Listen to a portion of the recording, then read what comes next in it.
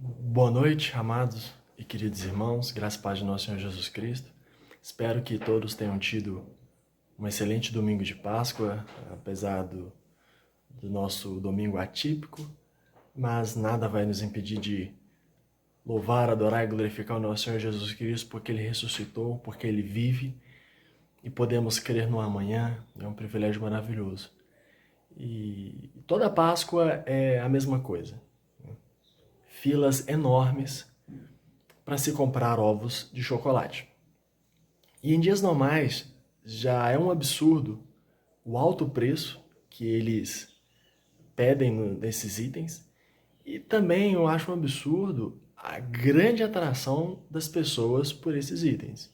Eu particularmente não vejo problema em gostar de ovo de Páscoa, em comprar ovo de Páscoa.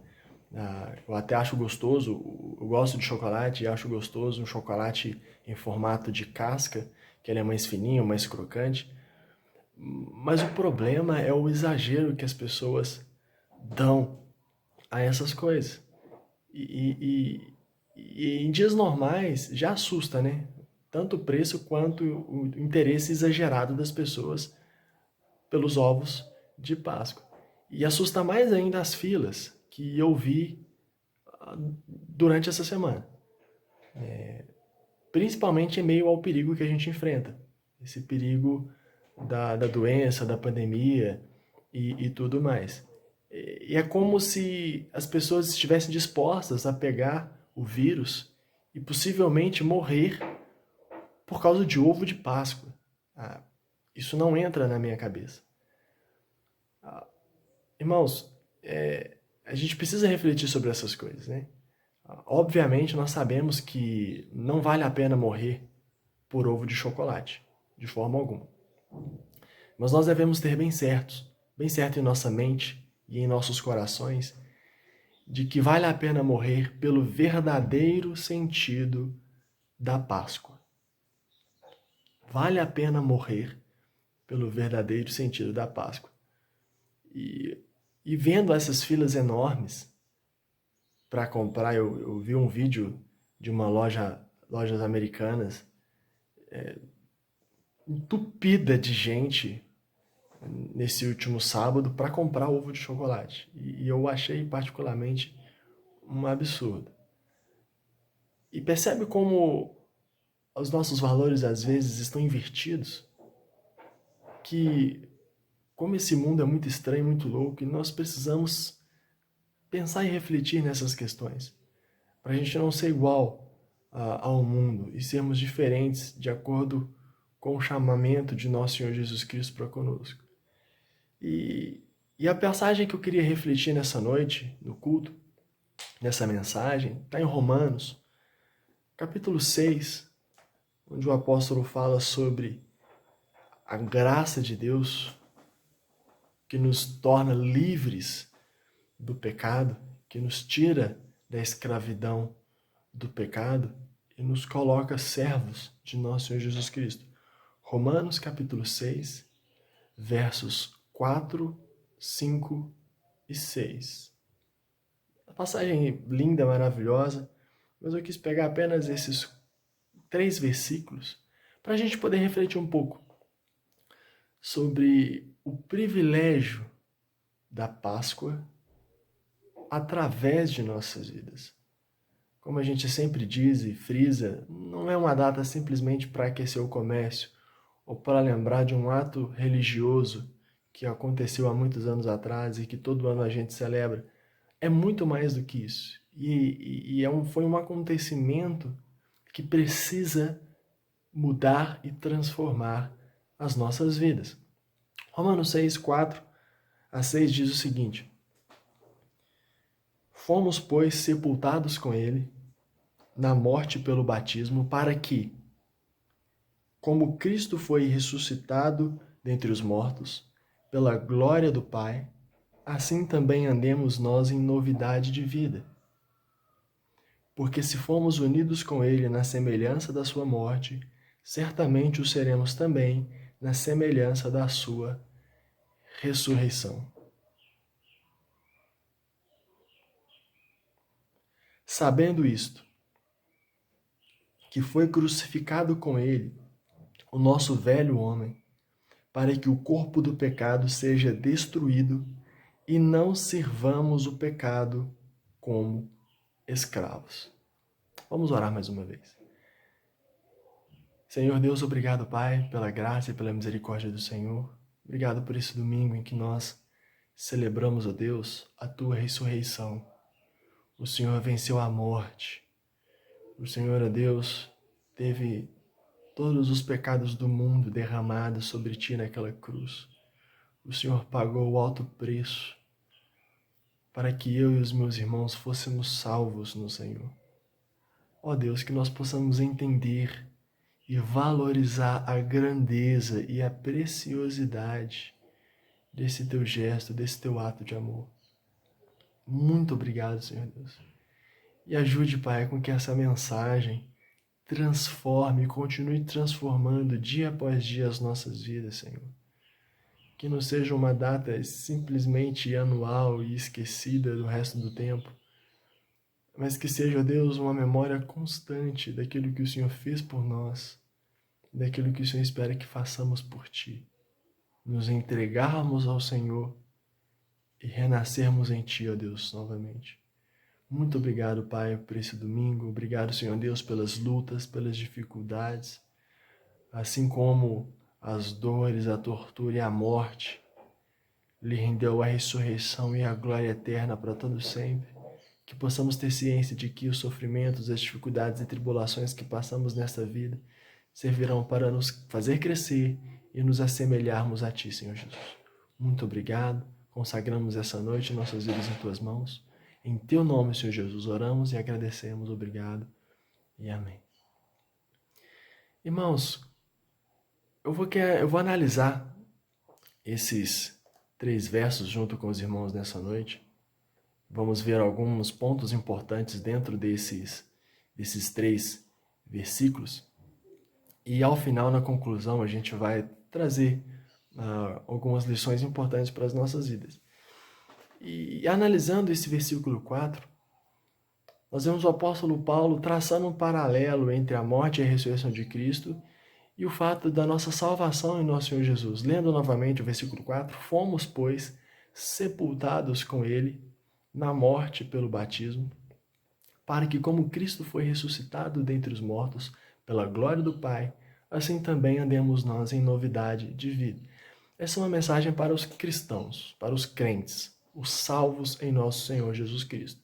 Se você ainda que não entregou sua vida a Jesus, não creu na mensagem do Evangelho, você pode fazer isso. Você pode optar, você pode entregar a sua vida ao Senhor Jesus, você pode se arrepender dos seus pecados, você pode confessá-lo como o Senhor e Salvador da sua vida, e aí procurar uma igreja mais próxima, procurar um irmão um cristão que possa te orientar.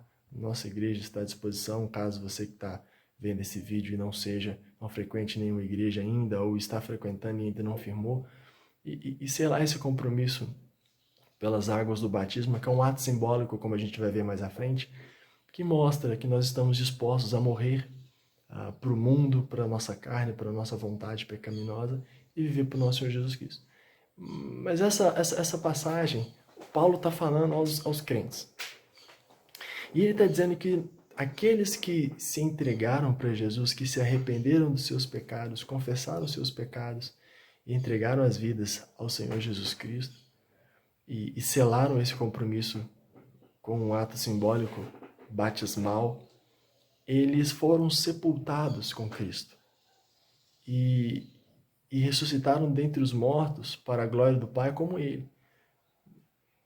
E essa mensagem da ressurreição é a mensagem original da Páscoa, né? A gente sabe do Antigo Testamento, do símbolo da Páscoa, onde os israelitas estavam prestes a sair do Egito, o faraó com o coração endurecido não queria deixar, e a 10ª praga foi a morte dos primogênitos, e Deus ordenou através de Moisés que celebrasse a Páscoa, que cada família pegasse um cordeiro, sacrificasse um animal, pegasse o sangue desse animal, passasse nos umbrais das portas, ficassem todo mundo em casa, naquela noite específica, e naquela mesma noite faria-se uma refeição familiar. Se a família fosse pequena demais, podia juntar famílias, mas naquela noite uma refeição familiar, uma refeição para glorificar a grandeza de Deus, celebrando a misericórdia do Senhor. Naquela mesma noite o anjo passaria pelas casas do Egito, e as casas que tinham o sangue do cordeiro na madeira da porta não receberiam a visita do anjo da morte. Mas as casas egípcias que não tinham receberam essa visita, e os primogênitos foram levados. E a Páscoa significa passagem, onde o Senhor Deus fala: passarei por vós com o sinal do sangue na porta. Hoje de manhã a gente vê a Páscoa como um sinal de Deus, um sinal da misericórdia, da graça de Deus para com o seu povo. No Novo Testamento, é o Cordeiro de Deus que tira o pecado do mundo, que derramou o seu sangue na cruz de madeira. A Páscoa do Antigo Testamento é uma luz, é um exemplo, um sinal do que aconteceria no Novo Testamento, um sinal do que aconteceria nas nossas vidas. Fomos marcados pelo sangue de Cristo e a salvação do Senhor nosso Deus nos alcançou. É claro que passaremos pela morte física, mas a morte espiritual e eterna, aqueles que se arrependeram dos seus pecados e depositaram as suas vidas em nosso Senhor Jesus Cristo, esses estão selados pelo Senhor Jesus. Então, irmãos, a Páscoa tem toda essa mensagem da obra de Deus em nossas vidas e através de nossas vidas. Portanto, se a Páscoa não for para mudar e transformar as nossas vidas, ela será apenas uma data ridícula para aquecimento do comércio. Será apenas coelhos colocando ovos de chocolate e pais que precisam mentir para suas crianças. Páscoa, se não for para me transformar, para fazer com que eu me torne um ser humano conforme a vontade de Deus, vai ser apenas o que a gente vê todo ano. Não basta só a semana ser santa. Crer na ressurreição e depositar tudo que somos na mensagem dela torna a nossa vida santa em todas as semanas, não apenas uma semana no ano. Não é simples atos religiosos, mas é uma transformação de vida que o Senhor Deus quer nos causar em Cristo Jesus através da mensagem da cruz e da ressurreição de nosso Senhor Jesus. E essa santidade que crer no Evangelho traz em nossas vidas, não somente em uma semana, mas em todas as semanas, é a santidade que nos leva a uma vida nova, como o apóstolo Paulo fala no versículo. Assim também andemos nós em novidade de vida. A vida de antes não me serve mais. Agora eu tenho uma nova vida em meu Senhor Jesus Cristo. O batismo do crente simboliza a morte e ressurreição em Cristo Jesus. O problema é quando esse mesmo crente quer voltar à velha vida e para as práticas do passado que não lhe cabem mais. Por isso que nós precisamos olhar para frente, olhar para além da nossa realidade e olhar inclusive para a glória, olhar inclusive para a nossa morada celestial e viver a nossa vida aqui focando na nossa chegada. Mas Paulo ele é enfático ao exclamar: andemos nós em novidade de vida. O verdadeiro crente deve viver uma vida nova no Senhor Jesus Cristo. Né? Lembrando de 2 Coríntios 5,17, as coisas antigas já passaram, eis que tudo se fez novo, irmãos. Novidade de vida. A Páscoa, a ressurreição, serve para nos transformar e nos assemelharmos ao nosso Senhor Jesus Cristo. E falando em semelhança, o versículo 5 fala sobre isso. O versículo 5 diz: porque se fomos unidos com ele na semelhança da sua morte, certamente o seremos também na semelhança da sua ressurreição. Acontece que muitos querem a ressurreição sem a morte. Muitos querem Cristo sem a cruz. E não dá. Não dá, irmãos. Precisamos nos assemelhar a Ele em sua morte. para sermos semelhantes a Ele em sua ressurreição. Obviamente, não está falando de uma morte física. Não significa que a gente tem que literalmente pegar um pedaço de madeira, carregar nas costas, ter cravos nas mãos, nos pés e ser crucificado com Jesus. Mas é uma morte para nós mesmos. Quando Jesus fala que aquele que quer segui-lo deve negar a si mesmo, tomar a sua cruz e segui-lo, não está dizendo ter uma morte literal como é que Jesus teve, porque a morte de Jesus foi única. Ela não precisa mais acontecer daquele mesmo jeito. Mas a morte que eu preciso ter é uma morte para mim mesmo, para minha vontade, para minha carne, uma morte para o mundo. Uma morte que me livra da escravidão do pecado e me coloca agora como servo do meu Senhor Jesus Cristo, aquele que me comprou, aquele que pagou por mim com o seu alto preço, que foi o seu sangue, irmãos. Infelizmente, o que mais tem nesse mundo, em muitas igrejas locais, são cristãos apenas nominais, que não se assemelham a Cristo, nem na sua morte. São crentes que não morreram para si mesmos, para suas vontades, para suas carnes, e muito menos na sua ressurreição. São crentes, entre aspas, que levam a nomenclatura de cristãos, de pequenos cristos, mas que não tiveram as suas vidas transformadas pelo Senhor Jesus. O mundo não precisa ver mais religiosos. De religiosos o mundo está cheio. O mundo precisa ver Cristo. E só verão Cristo através da sua igreja. E nós sabemos muito bem que a igreja de nosso Senhor Jesus Cristo ela não é feita por tijolos de barro. Ela é feita de pessoas. E aqueles que são crentes, cristãos, salvos em nosso Senhor Jesus Cristo, precisam manifestar essa novidade de vida e essa semelhança com o nosso Senhor Jesus Cristo para que as pessoas possam crer que o Pai realmente enviou o Filho para a salvação dos perdidos.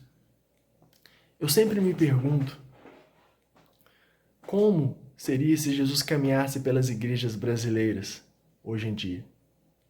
Eu fico me perguntando o que ele falaria. Faça esse exercício também. Imagina Jesus aqui no Brasil, assistindo alguns cultos, avaliando a existência de algumas igrejas, a maneira como a liturgia é tratada, e ele pensando, será que foi isso que eu deixei no mundo? Foi para isso que eu morri naquela cruz? Foi para isso que eu ressuscitei, subi aos céus e voltarei? Mas é muito fácil a gente olhar para os outros, né? Olhar para o todo. E eu trago isso para a minha vida. Eu me pergunto como ele me vê como seu representante nessa terra, pois afinal eu uso o nome dele em mim e me batizei publicamente para declarar isso. Então, além de fazer esse exercício pensando em como Jesus veria as igrejas brasileiras hoje, eu me pergunto, se ele passasse uma semana comigo na minha casa, se ele ficasse um mês comigo na minha casa, se ele ficasse um ano comigo na minha casa. Mas sabe qual que é o porém? É que ele está comigo todos os dias, todas as semanas, todos os meses, todos os anos. Ele está comigo, ele está conosco. Eis que estou convosco todos os dias até a consumação dos séculos. E o que nós temos feito com essa presença? O que nós temos feito com essa mensagem? O que nós temos feito com a ressurreição de nosso Senhor Jesus Cristo, irmãos?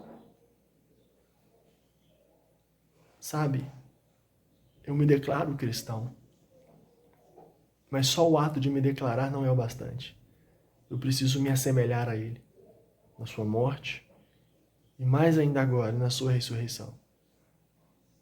Ser um agente dele para transformar não somente a minha vida, a vida da minha família, mas ser usado para a transformação do mundo. Busque ser cada vez mais semelhante ao Senhor Jesus. Tanto na semelhança da sua morte, quanto na semelhança da sua ressurreição.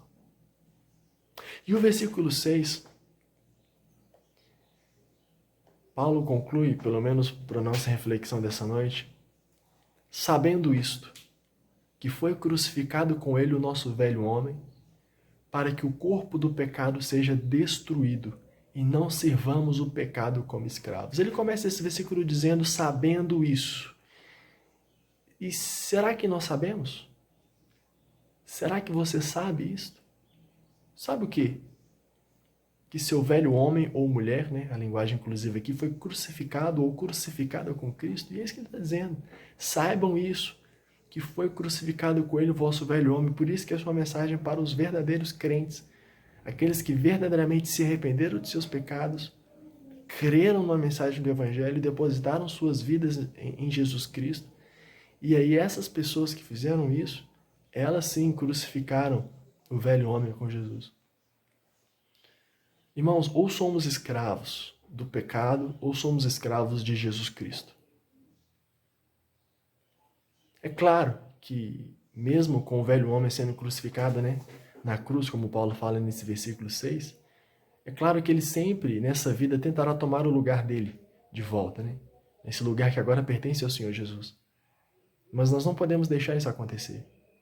O velho homem sempre vai tentar voltar e tomar o lugar que é dele. Ele vai sempre tentar voltar à velha natureza. Nós recebemos o Espírito Santo de Deus, mas ainda estamos nesse corpo. Sabemos que receberemos um novo corpo na glória, mas enquanto esse dia não chega, a gente está nessa luta interna. E a gente precisa continuar lutando, como a gente viu semana passada, lutando contra o pecado, lutando contra o velho homem. Sem Cristo, não tínhamos a opção de deixar o pecado. O perdido, ele não tem a opção de deixar a vida de pecado. Agora, em Cristo, nós somos livres para servir ao nosso Senhor Jesus. Livres para servir parece incoerente. Pensar em ser livre em Jesus para ser escravo dele. Mas acontece que nós somos criados para servir e adorar a Deus. Se nós não fazemos isso a Deus, a gente vai acabar fazendo isso com outra coisa, outra pessoa que não seja Deus. E aí é o pecado da idolatria. Se eu não sirvo e adoro a Deus, eu vou servir e adorar qualquer outra coisa, porque eu fui feito para isso. Ou eu vou servir ao mundo, ou eu vou servir à minha carne, ou eu vou servir ao inimigo, ou eu vou servir a tudo isso junto, mas eu não vou servir a Deus. Ou eu sirvo a um, ou eu sirvo a outro. E o pecado nos separa desse propósito de servir e de adorar ao Senhor nosso Deus em Cristo Jesus. Volto a repetir, o pecado nos separa desse propósito e nos volta para nós mesmos. Como a serpente fez lá no Jardim do Éden, em Gênesis. É isso que Deus diz? Que não morrereis? Não, certamente não morrerás. E aí, falando da beleza do fruto, disse, vocês serão iguais a Deus. Naquele momento a serpente fez com que Eva tirasse o foco de Deus e colocasse o foco nela mesma. E aí foi o embrião do pecado. Ao tomar o fruto, comer e dar ao seu marido, o pecado foi consumado. O inimigo sempre tenta fazer isso, tirar o nosso foco de Deus e colocar o foco em nós mesmos ou em qualquer outra coisa que não seja o nosso Deus. Por isso, irmãos, a gente precisa estar atento. O pecado nos separa desse propósito e nos volta para nós mesmos. E nós somos falhos e não somos ninguém. Não viva para o pecado, mas para o Senhor Jesus ressurreto. Para a gente concluir, a Páscoa só faz sentido se for para transformar vidas. Porque a Páscoa fala da ressurreição de nosso Senhor Jesus Cristo. E ele veio ao mundo, viveu, sofreu, morreu, foi sepultado e ressuscitou para transformar vidas. Subiu aos céus e um dia vai voltar para colocar a casa definitivamente em ordem. A ressurreição de nosso Senhor Jesus Cristo não é apenas um acontecimento histórico e data mercadológica, mas a possibilidade de salvação que o mundo precisa. E essa salvação transforma vidas nesta terra, irmãos. Seja você cada vez mais parecido com Jesus. Ande em novidade de vida e viva em servidão plena e total a Ele. Repito, seja você cada vez mais parecido com Jesus, na semelhança da sua morte, na semelhança da sua ressurreição. Ande em novidade de vida. Lute contra o passado, abandone as coisas do passado e viva a vida nova que o Senhor Jesus Cristo tem para você na palavra e no Espírito Santo que foi lhe dado. e viva em servidão plena a Ele. Essa é a mensagem que eu queria trazer para os irmãos nessa noite. Que todos tenham um excelente finzinho de domingo abençoado e possamos refletir na mensagem da ressurreição. Não somente nesse final de semana, mas continue ao longo da semana refletindo sobre isso. O que a ressurreição de Jesus Cristo representa em minha vida e através dela. Ore ao Senhor Deus mais uma vez para Ele te mostrar o que você precisa aprender com esse período que nós estamos vivendo. Oremos. Muito obrigado, Senhor Jesus, por essa mensagem, pela graça e pela misericórdia do Senhor. Não somente pela mensagem de hoje à noite, nesses 3 versos de Romanos 6, mas a mensagem da Páscoa, a verdadeira mensagem da Páscoa, que é a ressurreição de nosso Senhor Jesus Cristo. Obrigado, Senhor Deus, pela mensagem da cruz, pela mensagem da salvação, do teu perdão. Obrigado, Senhor Jesus, por ter recebido o meu pecado sobre ti, por ter pago um preço que era para eu pagar, mas eu não tinha condições de pagar por mim mesmo. Ninguém tinha condições. E o Senhor foi e resolveu o nosso problema. E nos deixou o seu Santo Espírito. E nos convenceu do juízo, do pecado e da justiça. E nos deu o privilégio de nos arrependermos dos nossos pecados e de nos entregarmos ao Senhor. Que possamos refletir nessa mensagem ao longo da semana e que esse mesmo Espírito Santo complete e ministre em nossos corações o que precisamos. Muito obrigado. Louvamos ao Senhor e te agradecemos. Em teu nome, Senhor Jesus. Muito obrigado e amém. Obrigado, irmãos.